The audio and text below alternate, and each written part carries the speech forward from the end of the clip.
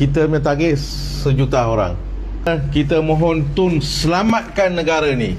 Kita minta selamatkan negara ni, di mana kita akan berimpun, kita akan serahkan petisyen ni kepada Yang Maha Tun. Kita mohon supaya selamatkan orang Melayu dan selamatkan negara ni, di mana dengan adanya Tun, insya-Allah negara ni akan lebih maju dan akan menyelamatkan orang Melayu. Dan saya minta mana-mana pemimpin parti politik, tak kira lah Presiden UMNO ke, Presiden PKR ke, orang Melayu kan, betul tak? Semua orang Melayu. Mungkin mana tahu Presiden PKR boleh ubah hati bersama dengan Tun, bergabung, wujudkan satu kuasa mutlak kepada bangsa Melayu. Saya menyuruh kepada YB Rafizi, Khairi Jamaluddin, duduklah bersama dengan Tun untuk menyatu padukan orang Melayu dalam negara ini. Cukup-cukuplah apa yang berlaku. Kita boleh lihat suasana politik negara makin lama makin hancur. Ini yang berlaku dalam negara ini.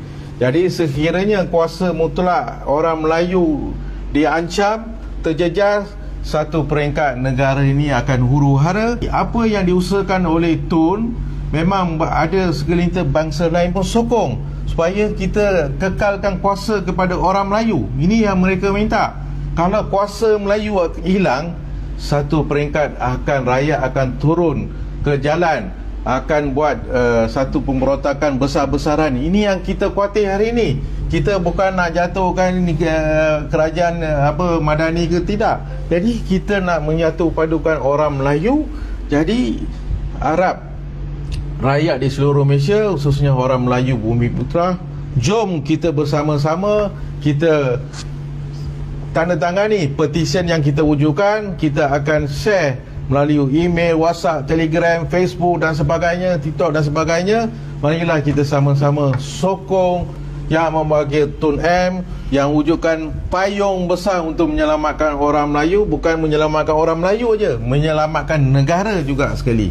Tajuk petisyen konsensus kaum Melayu Bumiputera adalah agenda utama menyelamatkan negara.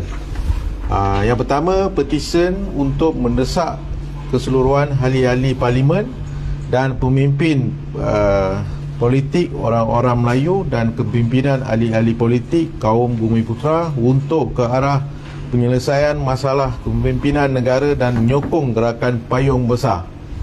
Yang kedua, menuntut keadilan, menolak penyalahgunaan kuasa dan pelbagai pihak yang sekarang ni mempunyai kuasa mutlak agar tidak boleh lagi menyekat kebebasan, menghalang, mengugut dan mengancam.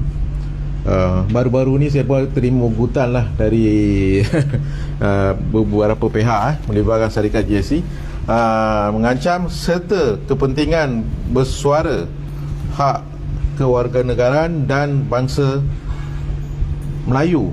Tanah-tanah adat orang Melayu tidak lagi dibenarkan diceroboh, diracik-racik atau gadaikan hak milik, hak-hak orang Melayu dan Bumiputera kepada bangsa lain.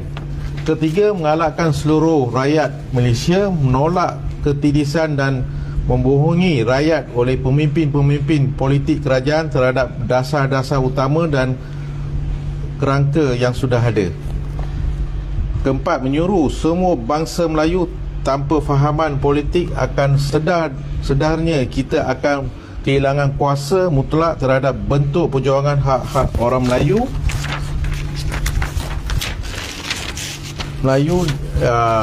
di bawah para perlembagaan persekutuan, jika tidak mahu terus menikus di tanah air sendiri.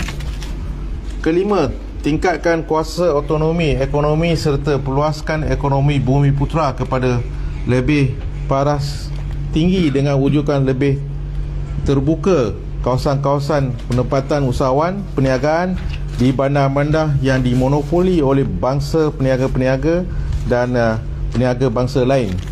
Keenam, perbanyakkan simposium ataupun meja bulat di antara pelbagai pihak berkaitan pendidikan, pelajaran serta pembangunan lestari bagi kaum Bumiputera mencapai kelas pendidikan profesional negara dan tidak sesekali kaum bangsa lain untuk merampas hak Kota Bangsa Melayu di pelbagai institusi pendidikan, universiti, maktab-maktab dan kolej Bumiputera serta bahagian-bahagian agensi-agensi kaum Melayu Bumiputera yang sudah termaktub di dalam Perlembagaan Persekutuan yang berteraskan orientasi kaum Melayu Bumiputera. Yang ketujuh, penyertaan lebih ramai peluang kaum Bumiputera dan pendedahan sistem teknologi pembuatan kemahiran serta digital ke arah negara maju, selamat dan sejahtera. Dan akhir sekali, di mana meletakkan atau membenarkan kependudukan dan pendapatan orang-orang Melayu melebihi paras 65 hingga 70% di bandar-bandar dengan memenuhi keperluan kehidupan dan pendapatan mereka, dan bukan lagi terus meletakkan orang-orang Melayu Bumiputera terus menerus di luar bandar ni. Pencapaian adalah untuk mengimbangi kuasa autonomi ekonomi bangsa lain di bandar dan mengimbangi kuasa pemutus pengundi-pengundi bandar di bandar utama yang komposisi pengundi kaum melebihi para paras dominan bangsa lain untuk lebih berkuasa dan mengekalkan penguasaan kuasa politik bangsa lain. Apa juga parti politik demi survival orang Melayu di dalam bandar dan di luar bandar. Kita kena bersatu di bawah payung besar ni. Itu yang saya harapkan sangatlah. Saya berharap sangat orang Melayu bersatu, satukan ekonomi kita. Ekonomi kita tu yang membeli pada asas sibuk orang Melayu. Jadi ekonomi orang Melayu kena kukuh. Jadi orang Melayu ni kenalah bersatu. Kami kat NGO ni, kami macam kita sebut ahli politik tu, kami menyokong ahli-ahli politik yang betul-betul membantu pengguna. Kalau ahli politik tu membantu pengguna, kami tak ada masalah. Ini banyak yang tak membantu. Jadi saya berharap sangat dengan adanya penyatuan ni, semua orang Melayu bersatulah, kita create ekonomi kita supaya ekonomi orang Melayu ni mantap.